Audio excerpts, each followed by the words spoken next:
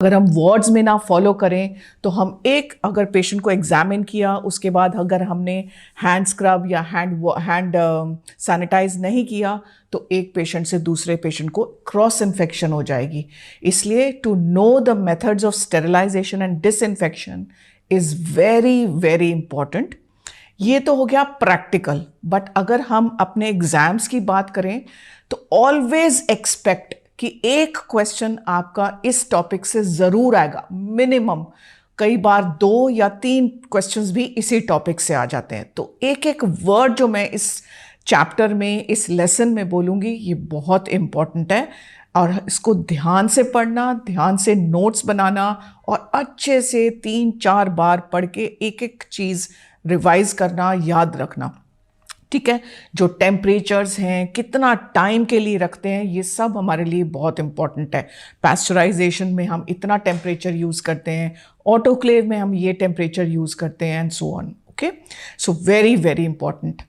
तो अगर आपको याद हो तो मैंने अपने फर्स्ट चैप्टर यानी कि हिस्ट्री ऑफ माइक्रोबायोलॉजी में मैंने बात की थी कि हमारा who was the first person who laid down the principles of sterilisation and disinfection.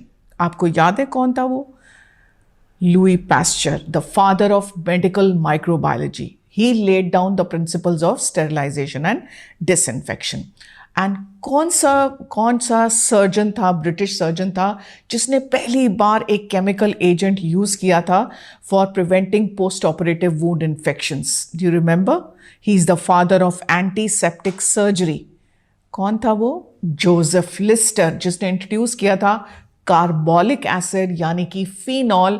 He tried to use कि सब अपने ओटी में सब वर्कर्स जो थे, उसके हेल्पर्स थे, को सर्जन्स थे, उनको बोला अपने हैंड्स को जरा अच्छे से ना इनसे से कार्बोलिक एसिड से धो लो, क्योंकि उसने देखा था कि अगर हम कार्बोलिक एसिड यूज़ करें तो उससे इन्फेक्शंस प्रिवेंट हो जाती हैं। ठीक है, so he was the first person who introduced the use of chemical agents before surgery. Okay, but the person who laid down the principles of sterilization and disinfection was Louis Pasteur. तो ये 2 नाम बहुत important हैं हमारे लिए।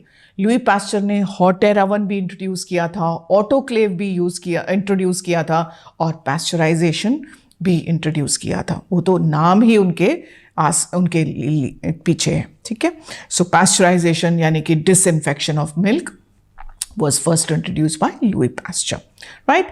So let's start with our topic of disinfection and sterilization. Okay, कुछ definitions बहुत important हैं इसमें, तो हम उनके साथ शुरू करते हैं और धीरे धीरे लिखते हैं। What do we mean by sterilization? Sterilization का मतलब है एक absolute phenomenon। तुम हर चीज़, कोई भी ऑर्गेनिज्म, बैक्टीरियम हो, फंगस हो या वायरस हो या प्रायॉन्स या स्पोर्स हो, इन सब को आप एलिमिनेट कर रहे हो, right? So sterilisation is the process of elimination of all forms of life. Process of elimination of all forms of life. In other words, all types of microorganisms. Microorganisms को हम और क्या कहते हैं? Microbes.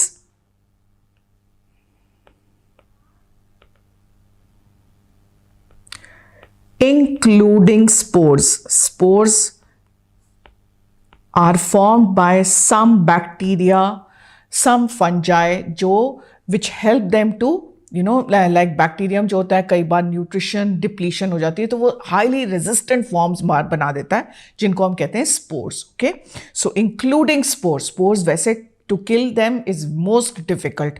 बाकी बैक्टीरिया, फंजाई वगैरह फिर भी रिलेटिवली इजीली किल हो जाते हैं, बट स्पोर्स को एलिमिनेट करना बहुत मुश्किल काम होता है। और so sterilisation is the process of elimination of all forms of life including spores. ठीक है, this is sterilisation, totally sterile. Okay, इसके नीचे आता है next type of disinfection is intermediate level of disinfection. Intermediate level का मतलब है that this process kills bacteria,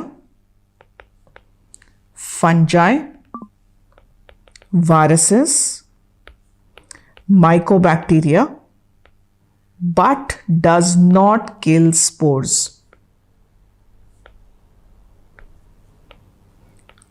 Does not kill spores. That is intermediate level. And finally, तीसरी level होती है low level. Low level of disinfection का मतलब है we are killing bacteria, fungi, some viruses and mycobacteria. Some मतलब we are not sure, हमें पक्का नहीं है कि सारे के सारे किल हुए हैं. And does not kill spores. Okay, तो ये हो गई low level of disinfection. Fine.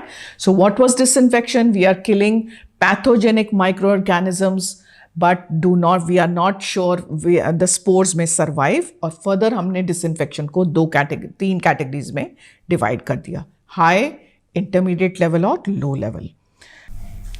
Next we move on to what is antisepsis. Antisepsis का मतलब है डिसइंफेक्शन. तो डिसइंफेक्शन तो हम ऑलरेडी समझ चुके हैं, of living tissues like skin and mucus membranes. Okay, so inanimate objects में हम जब किल कर रहे हैं पैथोजेनिक माइक्रो ऑर्गेनिज्म, उसको हम क्या कह रहे हैं? डिसइंफेक्शन. और अगर हम लिविंग टिश्यूज को डिसइंफेक्ट कर रहे हैं तब हम उसको कह रहे हैं antisepsis. So after learning these three important definitions, अब हम आते हैं what is the order of susceptibility. Order of susceptibility. Susceptibility मतलब sensitivity to methods of sterilization and disinfection. तो जितने भी मेथड्स हम यूज करते हैं फॉर स्टेरिलाइजेशन एंड डिसइंफेक्शन, कौन से सबसे रेजिस्टेंट हैं और सबसे मुश्किल हैं उनको एलिमिनेट करना सो हम इस ऑर्डर में चलेंगे. तो सबसे डिफिकल्ट टू किल होते हैं कुछ ऐसे इन्फेक्शियस स्पेशल एजेंट्स होते हैं जिनको हम कहते हैं प्रायॉन्स. ओके, सो ये प्रोटीनेशियस इन्फेक्शियस पार्टिकल्स होते हैं. तो they are totally just made up of proteins. तो ये कुछ इंपॉर्टेंट डिजीजेस कॉज करते हैं. हो सकता है आपने उसमें से कुछ सुना हो. एक कुछ साल पहले एक आया था बहुत ब्रिटेन में, मैड काउ डिजीज. तो कुछ इन्फेक्शंस होती हैं जो ब्रेन को प्रोटीन्स होती हैं जो ब्रेन में जाके वहाँ पे एनसेफलोपैथी करती हैं. तो क्रुट्सफिल्ड जैकब डिजीज, कुरूज डिजीज, ये सब प्रायॉन कॉज्ड डिजीजेस होते हैं. तो प्रायॉन्स को एलिमिनेट करना सबसे मुश्किल होता है. उसके बाद आते हैं bacterial spores and cysts of protozoa. Cysts of protozoa जैसे कि एंटामीबा, हिस्टोलिटिका या जियार्डिया के जो सिस्ट्स होते हैं उनको एलिमिनेट करना. ये भी बहुत रेजिस्टेंट होते हैं. नेक्स्ट होते हैं mycobacteria. Next difficult to kill होती हैं वायरसेस. और कौन सी वाली वायरसेस? जो नॉन एनवेलप्ड होती हैं, जिनका लिपिड एनवेलप नहीं होता, वो ज्यादा डिफिकल्ट होती हैं टू किल. नेक्स्ट आते हैं फंजाई. नेक्स्ट ऑर्डर में आते हैं ग्राम पॉजिटिव बैक्टीरिया. नेक्स्ट ऑर्डर में आते हैं gram negative bacteria. So gram positive bacteria like Staphylococcus, Corynebacterium, gram negative bacteria like Escherichia coli, Shigella, Salmonella, और सबसे easy to kill होती हैं enveloped viruses. Enveloped viruses सबसे आसानी से हम किल कर सकते हैं. आपको पता ही होगा कितना आसान है. कोरोना वायरस, कोविड-19 जो वायरस है उसको किल करना कितना इजी है. Just hand wash with soap, because it is so, it is having a lipid envelope, hence उसको मारना बहुत आसान है. ठीक है. सो प्रायॉन्स मोस्ट रेजिस्टेंट, सबसे डिफिकल्ट है उनको एलिमिनेट करना. उसके बाद आते हैं bacterial spores and cysts of protozoa. उसके बाद आते हैं माइकोबैक्टीरिया, नॉन एनवेलप्ड वायरसेस जैसे कि polio virus, fungi, gram positive bacteria, gram negative bacteria, and most easy to kill are the enveloped viruses. Okay, तो ये तो हो गई हमारी order of susceptibility to methods of sterilisation and disinfection. अब हम आते हैं what are the methods of sterilisation and disinfection. Methods of sterilisation and disinfection को हम 2 ग्रुप्स के अंडर पढ़ेंगे. तो इस क्लास में हम पढ़ेंगे फिजिकल मेथड्स. फिजिकल मेथड्स, और अगले क्लास में हम पढ़ेंगे chemical methods. Okay, so physical methods कौन कौन से हैं? These are heat,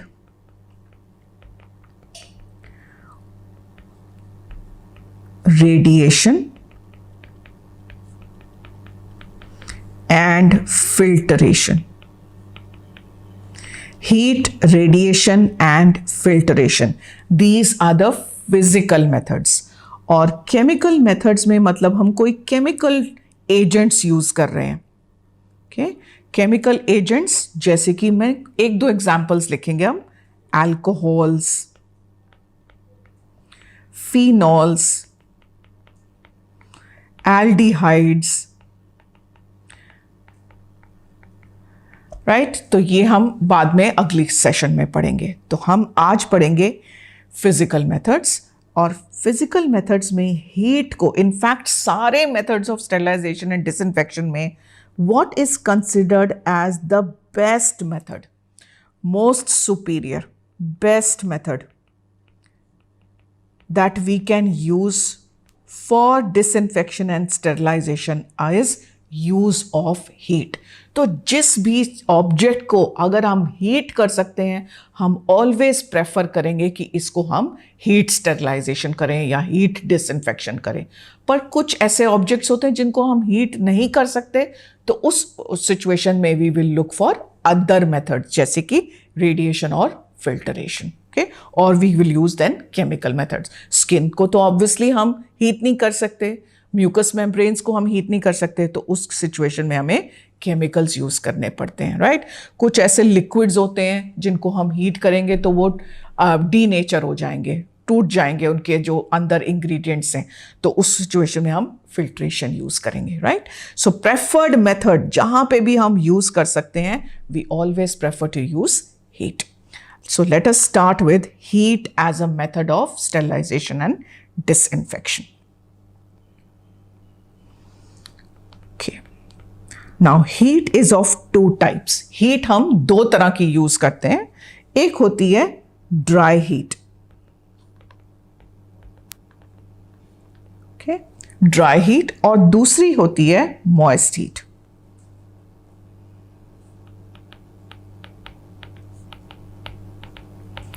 Now, dry heat versus moist heat, अगर हमसे पूछा जाए कौन सा प्रेफर करोगे इन दोनों में से, तो मैं कहूंगी I will prefer to use moist heat. Why? एक तो ड्राई हीट में we require higher temperatures. Moist heat समझ रहे हो ना, स्टीम जैसे हम यूज करते हैं, स्टीम में वाटर वेपर होता है ना, तो उसको हम मॉइस्ट हीट कहते हैं. सो ड्राई हीट में वी रिक्वायर हायर टेम्परेचर्स, सो इसको हम वहाँ पे यूज़ नहीं कर सकते जहाँ पे अगर कोई भी ऑब्जेक्ट ऐसा हो जैसे रबर ऑब्जेक्ट हो या प्लास्टिक ऑब्जेक्ट हो, जो अगर हम ड्राई हीट में हायर टेम्परेचर्स 150 डिग्री सेल्सियस पर रेज करें तो वो बिल्कुल ही मेल्ट होने लग जाए या उसकी शेप चेंज होने लग जाए, तो ऐसे ऑब्जेक्ट्स को हम ड्राई हीट में नहीं स्टेरलाइज कर सकते। ठीक है, so higher temperatures are required in when we are using dry heat. In comparison moist heat के लिए lower temperatures can be used.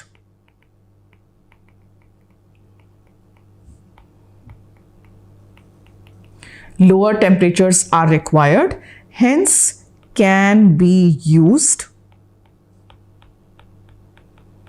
for objects which melt or they can catch fire or they can change shape at high temperatures. High temperatures यानी कि जब हम use कर रहे हैं dry heat. Okay, so moist heat is considered as the most superior method क्योंकि जो steam की penetrating power होती है वो dry heat में नहीं होती। Steam even at lower temperatures can sterilize. Okay, so moist heat, अगर आपको options में questions में लिखा है which of the following is the preferred method, most superior, gold standard, तो हम हमेशा मार्क करेंगे moist heat। जहाँ पे भी हम moist heat लिखो तो मोस्ट लाइकली उसमें हॉट एयर ओवन भी लिखा होगा, हॉट एयर ओवन में हम ड्राई हीट यूज़ करते हैं, और अगर ऑटोक्लेव लिखा होगा तो ऑटोक्लेव में हम मॉइस्ट हीट यूज़ कर रहे हैं, तो always autoclave will be your answer in that case. ठीक है, बाकी ऑफकोर्स क्वेश्चन हमेशा इस तरह का फॉर्मेट का नहीं आता, क्वेश्चन में चेंज, कुछ ऑब्जेक्ट्स हम सिर्फ ड्राई हीट में स्टरलाइज कर सकते हैं, कुछ ऑब्जेक्ट्स बाकियों के लिए हम मॉइस्ट, तो वो हम बहुत ध्यान से समझेंगे कौन कौन सी चीज़ें हम ड्राई हीट और मॉइस्ट हीट में स्टरलाइज करेंगे। ठीक है, ओके, चलो अब हम स्टार्ट करते हैं ड्राई हीट। ठीक है, starting with dry heat, what is the mode of action. इसका मतलब ड्राई हीट जब माइक्रो ऑर्गेनिज्म को किल कर रही है तो वो किस तरह से किल कर रही है, उसका मैकेनिज्म ऑफ एक्शन उसका क्या है। Mechanism of action is, first of all, it is denaturation of proteins.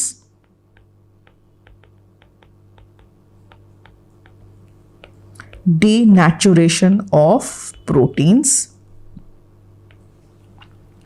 Then second ये cause करता है oxidative damage. ये एक एक word बहुत important है, oxidative damage। और तीसरा, it raises the level of electrolytes.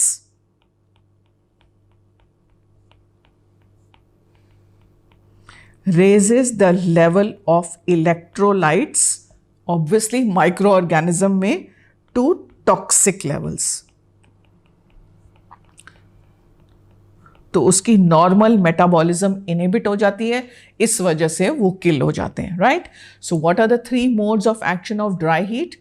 1, denaturation of proteins, 2, oxidative damage, and 3, raising the level of electrolytes to toxic levels. Okay, so अब हम let us move on to where all are we using dry heat. So first method where we are using dry heat is called as red heat. Red heat.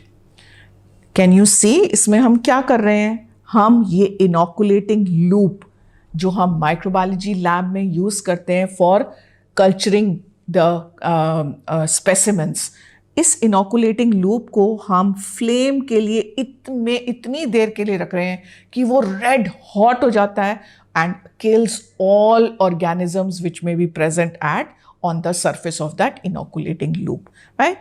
So red heat means we are using it for sterilization of inoculating loops. जो micro lab में use करते हैं, straight wires, ये भी microbiology lab में use करते हैं, and tips of forceps.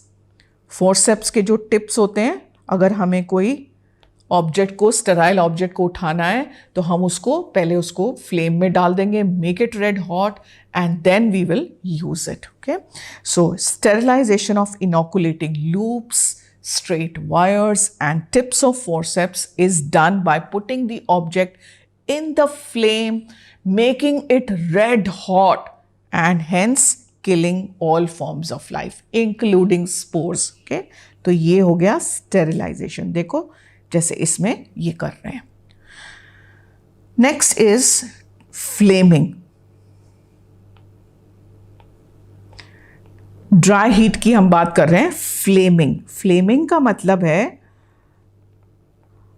जब हम माइक्रोबायोलॉजी लैब्स में स्लाइड्स को के ऊपर स्मीयर बनाना होता है कि ये कौन सा ऑर्गेनिज्म है, उसको स्टेन करने से पहले, माइक्रोस्कोप के नीचे देखने से पहले, जब हमने उसका स्मीयर स्टेन करना होता है तो स्मीयर बनाते हैं। तो हम क्या करते हैं, उस कवर स्लिप को हम थोड़ी देर 3-4 बार फ्लेम में पास कर देते हैं ताकि उसके ऊपर जो भी माइक्रो ऑर्गेनिजम्स हैं वो किल हो सके। ठीक है, तो उसी तरह से जो कवर स्लिप देख रहे हो, ये कवर स्लिप जो स्टेन के ऊपर हम डालते हैं, जब हमने स्टेन कर लिया होता है उसके ऊपर कवर स्लिप डाल देते हैं तो ताकि उसको माइक्रोस्कोप के नीचे देख सकें। उसको भी हम थोड़ी देर 3-4 बार फ्लेम के अंदर पास कर देते हैं। उसी तरह से जब हमने टेस्ट ट्यूब जिसमें हमने बायोकेमिकल टेस्ट लगाए होते हैं, तो उसको जब हमने उसको बायोकेमिकल टेस्ट को इनोकुलेट करना होता है, यानी कि उसमें बैक्टीरिया की कॉलोनीज को डालना होता है, तो हम क्या करते हैं, उस टेस्ट ट्यूब को खोलते हैं, उसका जो कॉटन स्वैब होता है एक हाथ से उठाते हैं, अभी मैं नेक्स्ट स्लाइड पे दिखाऊंगी, उसको थोड़ी 3-4 बार फ्लेम के अंदर पास कर देते हैं ताकि उसका जो माउथ है वहाँ पे कोई जो भी माइक्रो ऑर्गेनिजम्स हैं वो किल हो जाएं। So passing through the flame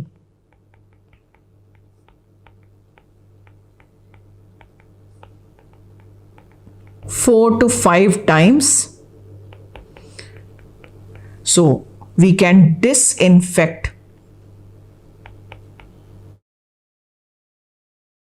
mouths of test tubes,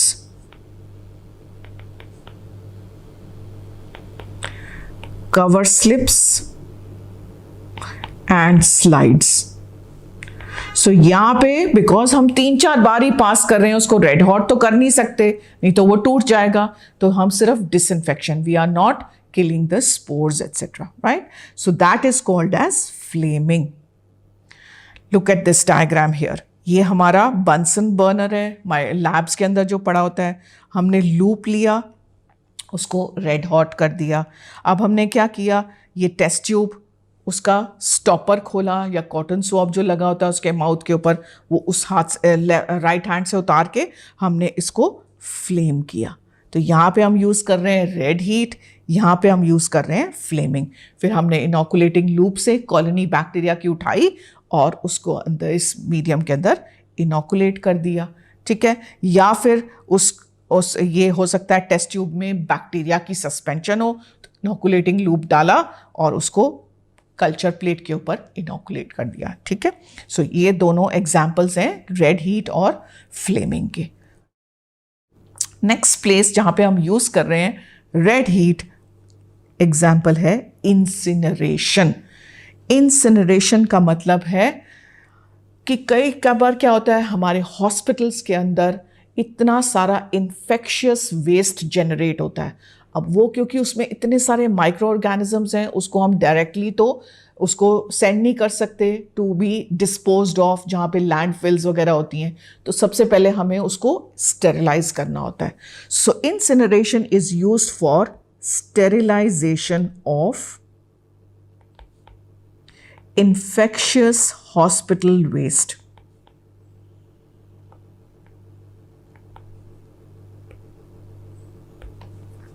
examples कौन कौन से हैं, जैसे कि एनिमल कैरकसेस, एनिमल की जो डेड बॉडीज होती हैं जिनके ऊपर एक्सपेरिमेंट्स करते हैं हम अपने लैब में, ह्यूमन पैथोलॉजिकल मटेरियल,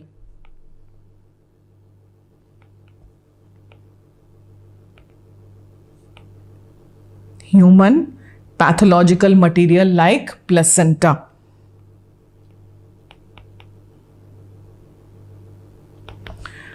Soiled का मतलब dirty dressings, जो पेशेंट्स की ड्रेसिंग्स होती हैं, एंड बेडिंग्स, जो बहुत ही डर्टी बेडिंग्स होती हैं जिनको हमें डिस्पोज ऑफ करना होता है.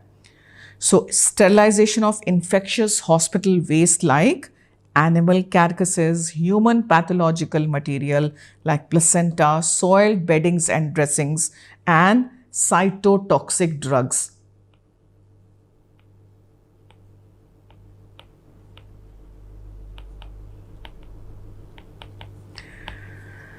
Before they are disposed of.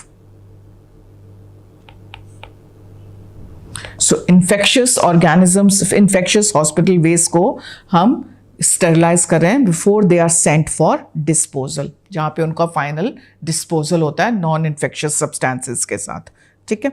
सो ये हमने एग्जाम्पल्स लर्न किए. तो इससे क्या होगा, जो भी चीज होगी इंसिनरेट मतलब बर्न करना, by burning them in an incinerator. तो एक स्पेशल अपैरेटस होता है बहुत बड़ा, हॉस्पिटल्स में एक स्पेशल एरिया होता है जहाँ पे इंसिनरेटर एरिया होता है, वो शेड्स वगैरह में होता है. By burning them in an incinerator. तो इससे क्या हो रहा है, दो चीज़ें होती हैं. एक, जो भी इन्फेक्शियस ऑब्जेक्ट है, क्योंकि हम बर्न कर रहे हैं, सब कुछ नॉन इन्फेक्शियस होगा. दूसरा एडवांटेज इससे हम चीज़ क्या अचीव कर रहे हैं कि इसमें जो ऑब्जेक्ट पहले 100% उसका वेट था, उसका रिडक्शन ऑफ वॉल्यूम हो जाएगा, उसका रिडक्शन ऑफ वॉल्यूम. ठीक है. तो हमें कम स्पेस, क्योंकि हम उससे क्या जनरेट कर रहे हैं, ऐश जनरेट कर रहे हैं. ठीक है. So two things we are achieving. One, we are sterilising it, and secondly we are also reducing the volume by 80 to 85%. उस चीज को जला के जो चीज निकल रही है वो ऐश निकल रही है. तो पहले अगर 100 किलो था तो बेयरली 10 से 15 किलो उसकी ऐश निकलेगी. तो कितना हमने वॉल्यूम रिडक्शन अचीव कर लिया. तो इसलिए डिस्पोज ऑफ करना कितना आसान हो जाएगा. ओके. सो इंसिनरेटर्स, ये इतने बड़े बड़े हमारे हॉस्पिटल्स में इंसिनरेटर्स होते हैं. ठीक है. इसमें बेसिकली हम बर्न कर रहे हैं, जला रहे हैं चीज़ों को, और तो दो चीज़ें हो रही हैं, स्टेरिलाइजेशन हो रही है और साथ में रिडक्शन इन वॉल्यूम हो रहा है. ओके. सो इसमें दो चेम्बर्स होते हैं, प्राइमरी चेम्बर, और इसके अंदर जो आग होती है उसका जो टेम्परेचर होता है, so temperature in a primary chamber. So पहले हम प्राइमरी चेम्बर में डालते हैं और इसमें टेम्परेचर जो मेंटेन किया होता है वो होता है 650 to 700 डिग्री सेल्सियस. पहले इसमें डालते हैं, इसके बाद सारी चीज़ों को ट्रांसफ़र किया जाता है automatically to the secondary chamber.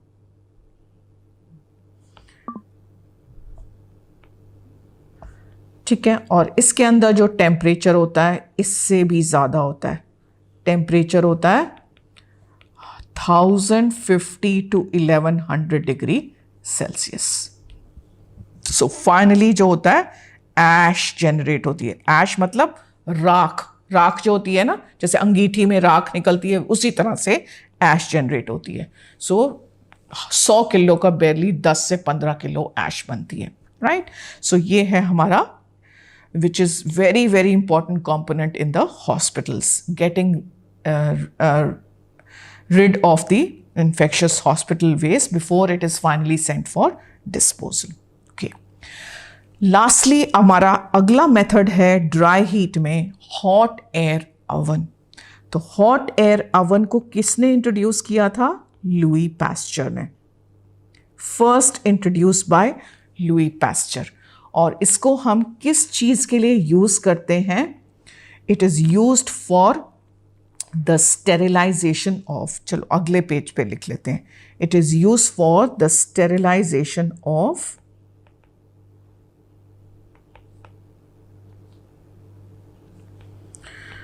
Metallic instruments. तो जितने भी मेटालिक इंस्ट्रूमेंट्स हम अपने हॉस्पिटल्स में यानी कि ओटीज में, वार्ड्स में, माइक्रोबायोलॉजी लैब्स में यूज़ करते हैं, वेदर दे बी शार्प वाले यानी कि स्कैल्पल, सिजर्स, या नॉन शार्प, फॉरसेप्स वगैरह, नॉन शार्प और शार्प मेटालिक इंस्ट्रूमेंट्स को स्टेरलाइज करना। देन ऑल हॉस्पिटल ग्लासवेयर यानी कि flasks, test tubes, glass pipettes, इन सब को हम स्टेरलाइज करते हैं हॉट एयर ओवन में।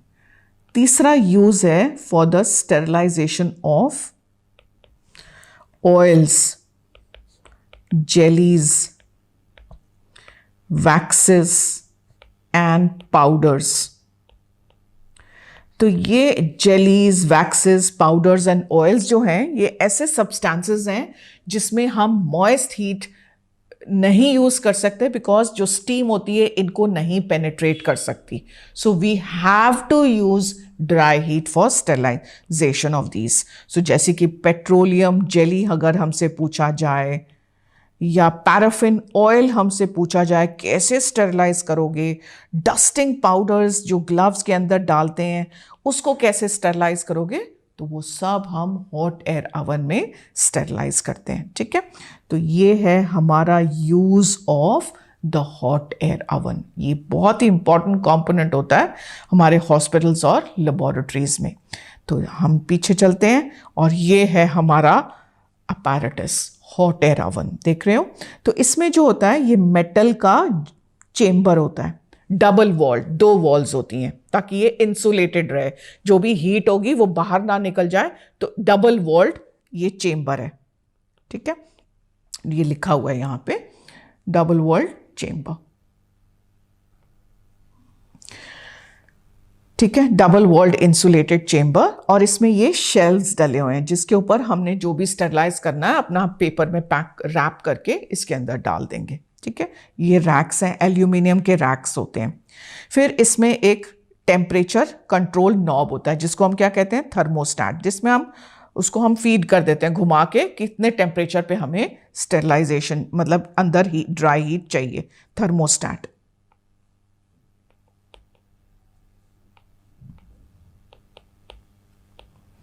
ठीक है, और इसमें टाइमर भी होता है जिसमें आप फिक्स कर दोगे ओके इतने टाइम के बाद, 1 घंटे के बाद ये ऑटोमेटिकली स्विच ऑफ हो जाएगा। ठीक है, अच्छा, इसके अंदर हीटिंग एलिमेंट्स होते हैं। कई बार वो बेस के अंदर होते हैं हीटिंग एलिमेंट्स, कई बार वॉल्स के अंदर ही होते हैं हीटिंग एलिमेंट्स होते हैं। और पीछे जहाँ पे आप अगर ये पीछे वाली वॉल में एक फैन होता है। तो जब हम इसको ऑन सारे ऑब्जेक्ट्स को अंदर डाल देंगे, जो भी डालना है हमने इसमें स्टेरलाइज करना है, और बंद कर देंगे। अच्छा, इसका जो डोर होता है वो एयर टाइट होता है। ठीक है, बंद कर दिया। अब हमने अपना फीड कर दिया, मेन्स ऑन किए, टेम्परेचर और टाइम फीड कर दिया। तो जब हीटिंग एलिमेंट ऑन गर्म होने लग जाएगा तो अंदर हीट जनरेट होने लग जाएगी। अब उस हीट को सर्कुलेट करने के लिए अंदर एक फैन लगा होता है, बैक वॉल पे एक फैन लगा होता है, which will keep on distributing all the air, the heat, the dry heat inside, अच्छे से डिस्ट्रीब्यूशन हो जाए ताकि सारी चीजें जो इसमें पड़ी हुई हैं वो स्टेरलाइज हो जाए। Okay, so that is what is a hot air oven, right. तो what is the time and temperature जिस पे हम मेंटेन करते हैं हॉट एयर ओवन को? तो जो मोस्ट कॉमनली यूज किया जाता है वो होता है 160 डिग्री सेल्सियस फॉर 1 आवर। ये यूज करते हैं जनरली, मोस्ट कॉमन। पर कई बार क्या होता है, लोड बहुत सारा होता है और हमारे पास टाइम होता है कम, तो हम क्या करते हैं, सारे ऑब्जेक्ट्स को अंदर डाल देते हैं, थोड़ा सा टाइम को बढ़ा देते हैं। कभी कभी हो सकता है हम 2 आवर्स के लिए भी रखते हैं, बट जनरली मोस्ट कॉमनली हम 160 फॉर 1 आवर यूज करते हैं। ठीक है, कुछ लोग 170 डिग्री सेल्सियस पे मेंटेन करके 40 मिनट के अंदर काम खत्म कर देते हैं स्टेरलाइजेशन का, और कुछ लोग इवन 180 डिग्री सेल्सियस को सिर्फ 20 मिनट्स के लिए रखते हैं। ठीक है। बट मोस्ट ऑफन, एज मैंने पहले कहा, मोस्ट कॉमन जो हम यूज करते हैं वो होता है 160 डिग्री सेल्सियस फॉर 1 आवर। ठीक है। नाउ रिमेंबर, मैंने वर्किंग तो इसकी समझा दी कि कैसे हम स्टेरिलाइजेशन मतलब प्रोसीजर क्या होता है, और कुछ हमें चीज़ें ध्यान रखनी होती हैं। क्या प्रिकॉशन लेते हैं कि जो भी ऑब्जेक्ट, प्रिकॉशन मतलब what safety steps we take. तो एक प्रिकॉशन ये होती है कि हम ओवरलोड नहीं करते, ओवरलोडिंग नहीं करते, ज़्यादा सब्सटेंसेस नहीं डाल दो, एक के अंदर फंसा फंसू के नहीं डालना होता, क्योंकि हमें चाहिए अच्छे से सर्कुलेट हो ड्राई हीट। ठीक है, नो ओवरलोडिंग। फिर सेकेंडली, जब हमने स्विच ऑफ कर दिया हॉट एयर ओवन, ये नहीं कि उसी टाइम दरवाज़ा खोल दिया, नहीं, उसको धीरे से 1-2 घंटे हमें छोड़ना पड़ता है।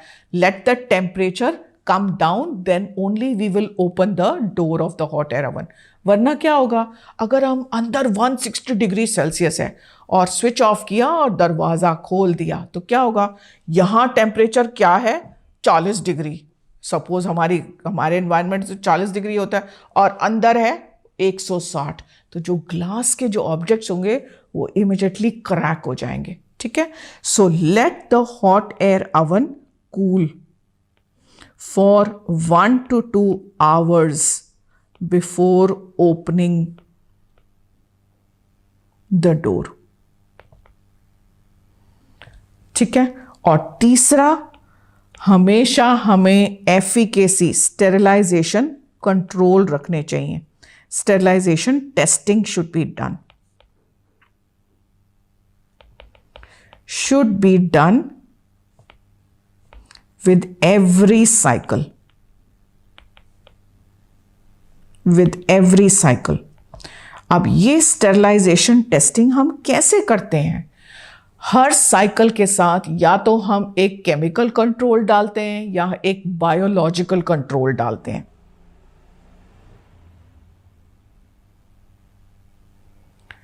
हर साइकिल के साथ हम या तो एक केमिकल कंट्रोल या एक बायोलॉजिकल कंट्रोल साथ में डालते हैं। ठीक है। तो ये कौन से हैं? ये efficacy testing is another word sterilization testing. ये है Brown's tube number 3। Brown's tube number 3।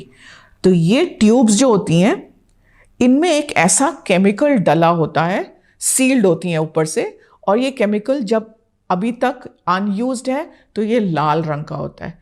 तो हम हर साइकिल में साथ में सब जो भी ऑब्जेक्ट्स हमने स्टेरिलाइज किए उसके साथ ये ब्राउन्स ट्यूब डाल देते हैं।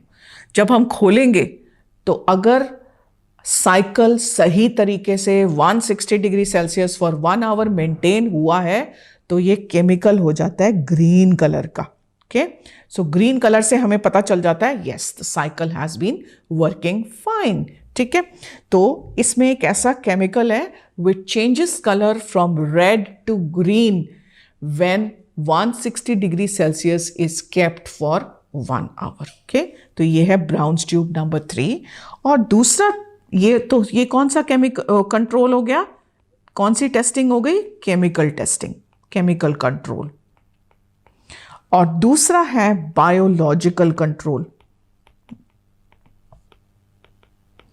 तो इसमें व्हाट हैपेंस इज, हमारे पास ये रेडीमेड अवेलेबल होती हैं एम्प्यूल्स, जिसके अंदर एक पेपर स्ट्रिप होता है which is containing spores of either bacillus एट्रोफियस।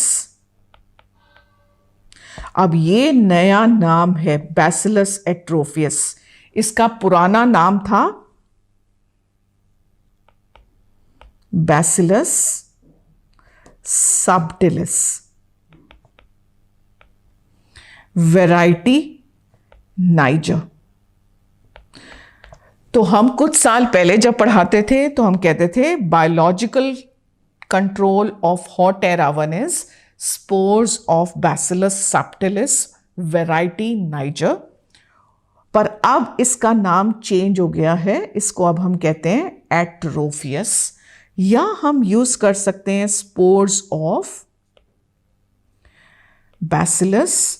spores of Clostridium tetani.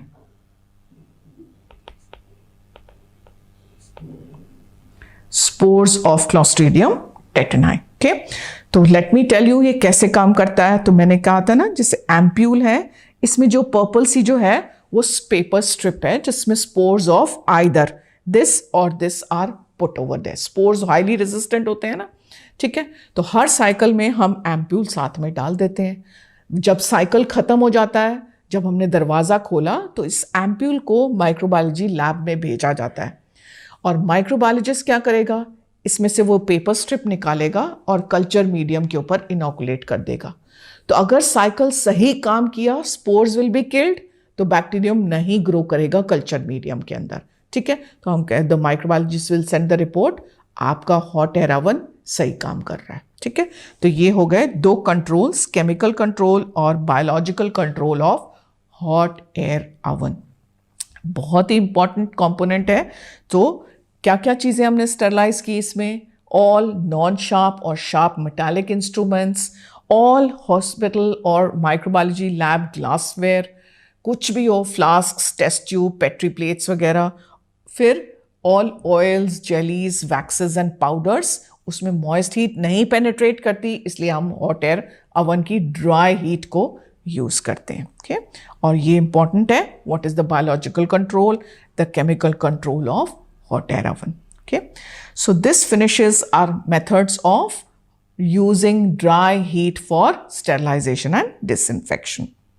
Let's move on to our better method, that is moist heat. Moist heat के बारे में हमने क्या लिखा था कि ये क्यों बेटर है ओवर ड्राई हीट, क्योंकि इसमें लोअर टेम्परेचर यूज कर सकते हैं. तो हम रबर्स, प्लास्टिक ऑब्जेक्ट्स, ये सब स्टेरलाइज कर सकते हैं मॉइस्ट हीट में, क्योंकि इसमें हम लोअर टेम्परेचर यूज कर रहे हैं. So what is the mode of action of moist heat? It is acting by denaturation and coagulation of proteins. Denaturation and coagulation of proteins of the microorganisms. Okay. So moist heat basically steam होती है. Okay. So moist heat हम बहुत सारे forms में use कर सकते हैं. Less than 100 degree Celsius, at 100 degree Celsius and above 100 degree Celsius. Okay, तो इनको हम एक एक करके पढ़ते हैं. सो सबसे पहले moist heat below 100 degree Celsius. ये मैं इसलिए लिख रही हूं क्योंकि कई बार ये क्वेश्चन में आता है, all of the following are using moist heat below 100, above 100, तो वो ध्यान रखना उस हिसाब से, ठीक है. और moist heat below 100 degree Celsius का पहला क्लासिकल एग्जाम्पल है पैस्चराइजेशन. पैस्चराइजेशन हम कहाँ यूज करते हैं, तो ये इस कॉलम में लिखेंगे. It is used for disinfection of milk, juices, jams, sauce, जो हम खाने, मेयोनीज, ये सब को हम डिसइंफेक्ट करते हैं बाय पैस्चराइजेशन, ठीक है. Mayonnaise, sauces, jams, milk, right. So how do we do this pasteurization? Pasteurization हम यूज कर रहे हैं मॉइस्ट हीट. तो दो मेथड्स हैं पैस्चराइजेशन के, पहले नाम लिख लेते हैं. एक मेथड पैस्चराइजेशन का है holder method.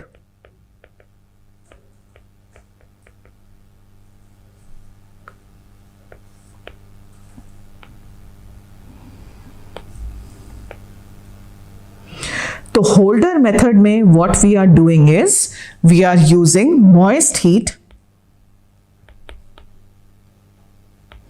at 63 degrees Celsius for 30 minutes. Right? Moist heat at 63 degrees Celsius for 30 minutes is holder method. और दूसरा मेथड है फ्लैश.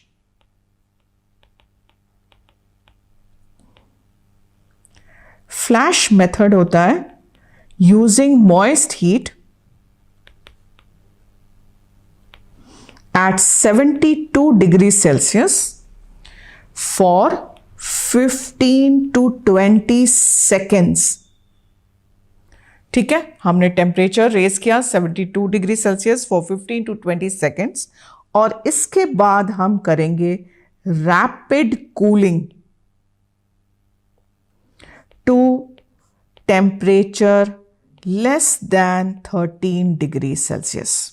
ठीक है, पहले हाई पे लेके गए और 15 टू 20 सेकेंड्स के लिए मेंटेन किया और उसके बाद रैपिडली उसको कूल कर दिया to temperature less than 13 degree Celsius. इसको कहते हैं फ्लैश मेथड। फ्लैश मेथड में दो कंपोनेंट्स हैं, पहले हाई हीट फिर lower temperatures less than 13 degree Celsius. Okay, so remember pasteurisation दो मेथड्स हैं, होल्डर और फ्लैश मेथड। इनको आपस में कंफ्यूज नहीं करना।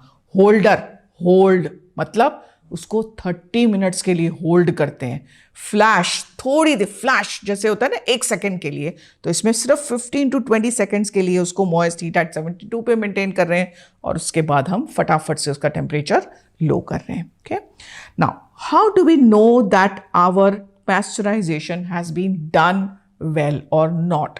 तो ये हमें लिखना पड़ेगा कि हम एफिकेसी टेस्टिंग कैसे करते हैं। एफिकेसी टेस्टिंग ऑफ पैस्चराइजेशन कैसे करते हैं, ये सिर्फ सुनना ध्यान से। ठीक है, कभी कभी एग्जाम में आता है ये क्वेश्चन। तो इसके दो टेक्निक्स हैं, एक है कोलीफॉर्म टेस्ट। कोलीफॉर्म टेस्ट, अब कोलीफॉर्म क्या होते हैं? जैसे कुछ बैक्टीरिया होते हैं जो हमारे जीआई ट्रैक्ट या बहुत सारे एनिमल्स के जीआई यानी कि गैस्ट्रोइंटेस्टाइनल ट्रैक्ट में नॉर्मली प्रेजेंट होते हैं, उसको क्या हम कहते हैं? कमेंसल्स, फ्लोरा कहते हैं, है ना। तो उनको, इनके एग्जाम्पल्स कौन से हैं? एस्केरिशिया कोलाई। कोलीफॉर्म्स में ये 2-3 बैक्टीरिया इंपॉर्टेंट हैं, एस्केरिशिया कोलाई, क्लेब्सिएला और एंटेरोबैक्टर। तो ये हमारे ह्यूमंस के भी जीआई ट्रैक्ट में नॉर्मली प्रेजेंट होते हैं, ई कोलाई, क्लेब्सिएला और एंटेरोबैक्टर, और ये एक ही फैमिली ऑफ बैक्टीरिया को बिलोंग करते हैं, एंटेरोबैक्टीरिएसी। ठीक है, तो इनको इकट्ठा ये कहते हैं कोलीफॉर्म्स। तो बेसिकली क्या होता है कि रॉ मिल्क जब इंडस्ट्री को सप्लाई किया जाता है, जो लोग अपनी काउज वगैरह मेंटेन, फार्म्स होते हैं, वो इंडस्ट्रीज को सप्लाई करते हैं दूध। तो उस दूध को के अंदर नॉर्मली यानी कि रॉ मिल्क में नॉर्मली बहुत सारे कोलीफॉर्म्स प्रेजेंट होते हैं। ठीक है, अब हमने उस मिल्क को पैस्चराइजेशन के लिए डाला, तो पैस्चराइजेशन में हमने क्या किया? डिसइंफेक्शन कर दिया, तो सारे कोलीफॉर्म्स हो गए किल, है ना। पैथोजेनिक माइक्रो ऑर्गेनिज्म सारे किल होते हैं, तो ये भी मर गए। तो अब हम क्या करेंगे? अब हम उस पैस्चराइज्ड मिल्क को लेंगे और एक स्पेशल मीडियम के अंदर डालेंगे, मेकॉन्ग की ब्रॉथ के अंदर, जिसके अंदर ये कोलीफॉर्म्स ग्रो करते हैं। तो अगर पैस्चराइजेशन हमारी सही तरीके से हुई है तो उस मेकॉन्ग की ब्रॉथ में कोलीफॉर्म्स नहीं ग्रो करेंगे। तो हम ओवरनाइट उसको रख देंगे मेकॉन्ग की ब्रॉथ को, और नेक्स्ट मॉर्निंग हम देखेंगे कि क्या इसमें मीडियम के अंदर कलर चेंज आया। तो अगर कलर चेंज नहीं आया, वो मीडियम वैसा का वैसा पेल कलर का है, तो इसका मतलब कोलीफॉर्म्स नहीं है। कोलीफॉर्म्स नहीं है तो उसका मतलब क्या है? हमारी पैस्चराइजेशन बिल्कुल सही तरीके से हुई है। ठीक है, that is called as the coliform test. But what is the problem with coliform test? इसमें पैस्चराइजेशन के बाद हमें पूरा एक दिन ओवरनाइट इंक्यूबेशन के बाद ही वो देखेंगे ना कलर चेंज। इतना लंबा किसके पास इतना टाइम है कि वो ओवरनाइट इंक्यूबेशन के लिए वेट करे कि कोलीफॉर्म्स ग्रो करे कि नहीं करे। तो उसके बदले में जो हम टेस्ट करते हैं वो होता है फॉस्फेटेज टेस्ट। फॉस्फेटेज टेस्ट, तो ये टेस्ट का मतलब है बेसिकली रॉ मिल्क के अंदर ये एंजाइम्स नॉर्मली प्रेजेंट होता है। Phosphatase is normally present in raw milk, but जब हम इस मिल्क को पैस्चराइज करते हैं तो ये एंजाइम हो जाता है डीनेचर। डीनेचर मतलब इट ब्रेक्स डाउन, ठीक है। अब वो इनइफेक्टिव हो गया। तो अब हम क्या करेंगे, पैस्चराइज मिल्क लेंगे, उसके अंदर हम इस एंजाइम का एक सबस्ट्रेट डाल देंगे, ठीक है, और 2 घंटे के लिए वेट करेंगे। क्या ये सबस्ट्रेट ब्रेक डाउन हुआ? अगर वो ब्रेक डाउन होता है तो it undergoes a colour change, ठीक है। तो अब फॉस्फेटेज तो डीनेचर हो चुका है, तो सबस्ट्रेट को चेंज करना चाहिए कि नहीं? कलर बिल्कुल भी चेंज नहीं करना चाहिए, it remains colourless. So colourless का मतलब our phosphatase is missing. Missing phosphatase मतलब हमारी पैस्चराइजेशन हैज बीन गुड, ठीक है। So that is the principle of the phosphatase test. ये सिर्फ 2 आवर्स के अंदर कर सकते हैं, ठीक है। मैं फिर से रिपीट कर रही हूं, कोलीफॉर्म टेस्ट में हम क्या कर रहे हैं, after overnight incubation of the pasteurised milk we are looking for change in color. If there is no change in color means coliforms have been killed or pasteurization has been done. Phosphatase test में हम क्या कर रहे हैं, हम phosphatase normally present होता है raw milk में, denatures on pasteurization. तो हम pasteurized milk के अंदर substrate डालेंगे phosphatase का, ठीक है, उसको 2 hours के लिए रखेंगे. There should be no color change. That means our pasteurization is okay. तो ये टेस्ट क्योंकि हम 2 आवर्स के अंदर कर सकते हैं, इसलिए हम most commonly used test for testing the efficacy of pasteurization phosphatase होता है। बट अगर हमसे पूछा जाए which is the best method to test the efficacy of pasteurization, तो हमारा कोलीफॉर्म टेस्ट होता है।